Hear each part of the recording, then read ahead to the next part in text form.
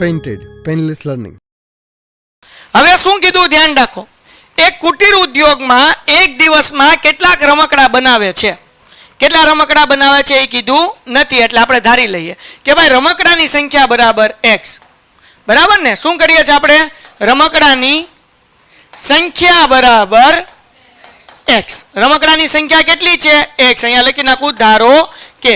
કેમ સાહેબ તમે રમકડાની સંખ્યા બરાબર ધાર્યું? કારણ કે આપણે કીધું કે કેટલાક રમકડા બનાવે છે. કેટલા બનાવે એ કીધું નથી, એટલે એના બરાબર હું ધારી લીધું x. પછી પ્રત્યેક રમકડું બનાવવાનો ખર્ચ. હાલો તો અહીંયા હું લખું છું રમકડા બનાવવાનો ખર્ચ બરાબર શું કીધું ભાઈ? ખર્ચ 55 માંથી, એટલે 55. પછી એક દિવસ ઉત્પાદન થતા રમકડાની સંખ્યા, એટલે 55 માંથી આપણે શું કરવાનું છે? માઇનસ કરવાનું છે. તો રમકડાની સંખ્યા કેટલી છે? x. એટલે 55 માઇનસ કેટલા કરશું? x. બરાબર. હવે કેમ બાદ કર્યા? કારણ કે જો તે દિવસની સંખ્યા બાદ કરીએ તેટલો છે, એટલે 55 માઇનસ x. પછી હું કીધું કોઈ એક ચોક્કસ દિવસે ઉત્પાદન ખર્ચ કેટલો છે? 750. ઉત્પાદન ખર્ચ કોને કહેવાય? વેઇટ સ્કીપ નહીં કરતા, તમારા ફાયદાની વાત છે. ધોરણ 10 ની અંદર આવ્યા છો, બોર્ડની પરીક્ષા આપવાની છે, જોરદાર રિઝલ્ટ લાવવું છે, તો પેન્ટેડ એપ્લિકેશન ડાઉનલોડ કરો અને ચેમ્પિયન બેચ લોન્ચ થઈ ગઈ છે. ચેમ્પિયન વિદ્યાર્થી સાથે ભળી જાઓ. આ લાઈવ લેક્ચરની અંદર ગણિત, વિજ્ઞાન, સમાજ, ઇંગ્લિશ, ગુજરાતી બધુંય ભણાવીએ છીએ. અનમ્યુટ કરીને ઘરેથી બોલીને ડાઉટ પૂછી શકો અમારા લાઈવ લેક્ચરમાં. અને તમારે ટ્રાય કરવી છે, ખાલી 300 રૂપિયા આપીને મહિનો દિવસ ટ્રાય કરો ને પછી મજા આવે તો આગળ જોડાવો. તમે એમ કહો સાહેબ તમારું રિઝલ્ટ આ છે, મારી પાછળ રિઝલ્ટના ફોટા જોઈ લો અમારા ટોપર્સ, અને તમે ચેમ્પિયન બનવા માંગતા હો ચેમ્પિયન બેચ સાથે જોડાઓ. Good bye. ઉત્પાદન ખર્ચ કોને કહેવાય?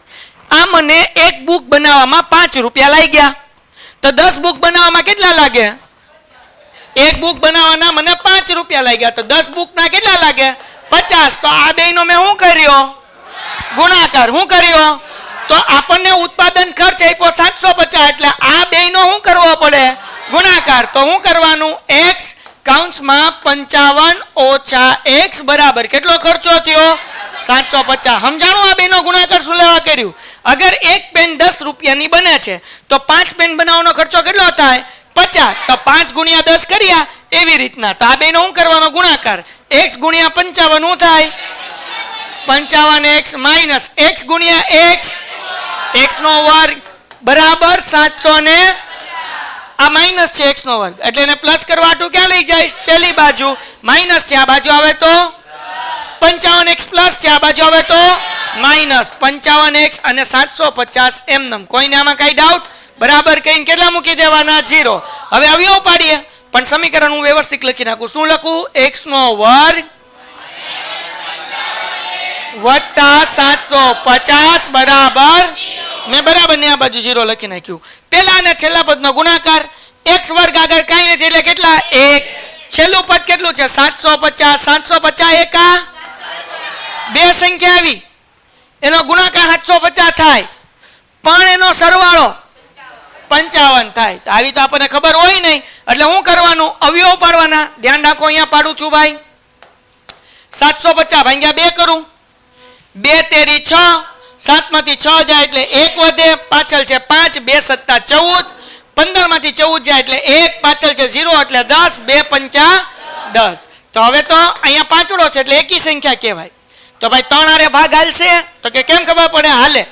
જો 3 અને 7 10, 10 ને 5 15, 3 ના ઘડિયામાં 15 આવે તો 3 આરે ભાગ હાલે. 3 એકા, પછી 7 તો નો આવે 3 ના ઘડિયામાં, પછી કરતા નાની સંખ્યા 3 2, એટલે 1 વધશે 15 થઈ જાય. 3 પંચા 15. હવે 5 આરે ભાગ હાલશે. 25 પંચા 125, 50 50, 5 એકા ડન થઈ ગયું. હા કે ના? હવે બે સંખ્યા કેવી ગોતવાની હતી ભાઈ? કેનો સરવાળો કેટલો થાય? 55. સરવાળો કેટલો? કેમ બનાવીએ ભાઈ? 5 દુ 10, 50 વચો 25 તેરી 75. સરવાળો એમ નહીં હાલે, ઉભાઈ રહો. હાલો હવે શું કરશું વિચારો? કેવી રીતના ગોતશું આપણે? બનાવો, સંખ્યા બનાવો તમારી રીતના. જો આપણે અઠે ગઠે બનાવીએ. 50 50, 5 તેરી તો 30 અને 15 કેટલા થાય ભાઈ? 5 તેરી 15, 15 તો 30, 30 ને 25 55 થઈ ગયા, હા કે ના? થઈ ગયા ને 55? તો કેવી રીતના બનાવ્યું ખબર પડી ને? 50 25, પછી 5 તેરી 15 દુ 30, તો 30 ગુણ્યા 25 એટલે 750 અને 30 વત્તા 25 એટલે કેટલા આવશે? 55. ડન થઈ ગયું? સમજાણું? હજી એકવાર. હવે એમ ન થયું તો આપણે બીજો કાંક જુગાડ કરત, પણ એવી રીતના જુગાડ કરવાનો કે સરવાળો કેટલો થાય? 55. બાકી આપણે ગુજરાતી એટલે જુગાડું, બરાબર ને? તો જુગાડ કરવાનો. સમજાણું કેમ કર્યું? એમ 50 5 તેરી 15 દુ 30, 30 અને 25 બેનો સરવાળો કરો એટલે 55. હવે આપણને અવયવ પાડતા આવડે આગળ, હા કે ના? શું કરવાનું? x નો વર્ગ માઇનસ શું મૂકવાનું? 30x, પછી શું મૂકવાનું? 25x વત્તા 750 ઇઝ ઇક્વલ ટુ વત્તે ઓછે. આ બેમાં કોમન શું નીકળે? x, એટલે x કોમન કાઢીએ એટલે x માઇનસ 30 માઇનસ આ પેલું કાઉન્સ હોય એમને મૂકી દેવાનું, x માઇનસ 30 બરાબર 25x માંથી x આવ્યો, કોણ વધ્યું? 25. તો મારે અહીંયા 25 મૂકવા પડશે ને, પણ જગ્યા નાની છે એટલે હું જુગાડ કરું છું. જુગાડું તો છીએ જ આપણે. ટોમ થઈ ગયો ને? હાલો, એટલે 25 મેં શું કર્યા? 12 મૂક્યા. જે સરખા કાઉન્સ છે એને કેટલી વાર મૂકવાના? એક વખત. એટલે શું થાય? x માઇનસ 30 અને આ x અને 25 નું કાઉન્સ એટલે x માઇનસ 25 બરાબર બે કાઉન્સ ખોલ નાખીએ એટલે આપણે લખીએ x માઇનસ 30 બરાબર 0 और x માઇનસ 25 બરાબર માઇનસ 30 છે, આ બાજુ આવે તો પ્લસ. તો શું જવાબ આવશે?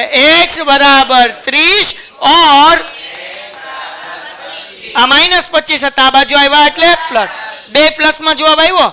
તો એનો મતલબ એવો થાય, જો રમકડાની સંખ્યા, ઓલામાં બે જવાબ લખ્યો હતો ને જોન અને જીવંતીમાં, એમ જો રમકડાની સંખ્યા કેટલા હોય? x, x એટલે પેલા લ્યો 30, તો તમારે અહીંયા લખવાનું. હું અહીંયા આખું લખી જ દઉં એટલે લોચા પડે નહીં. જો x બરાબર 30 હોય, x બરાબર કેટલા હોય? 30, તો રમકડાની સંખ્યા કેટલી થશે ભાઈ? 30 થશે, બરાબર ને? રમકડાની સંખ્યા x બરાબર 30 બરાબર. તો એનો ખર્ચો કેટલો થશે? તો અહીંયા લખું છું, ખર્ચ બરાબર 55 માઇનસ 30 એટલે જો ખર્ચો કેટલો થશે? 25 રૂપિયા થશે. કેટલો થશે? 25. પણ જો x બરાબર 25 હોય તો રમકડાની સંખ્યા કેટલી થશે ભાઈ?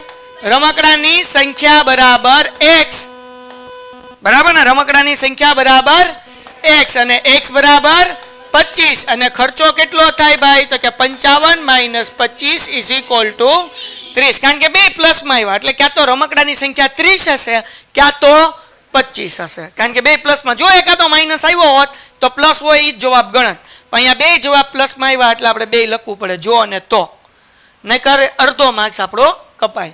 કોઈને કઈ ડાઉટ? ઓકે, આ બીજો પ્રશ્ન થયો, 4.2 નો બીજો પ્રશ્ન. Painted, Painless Learning.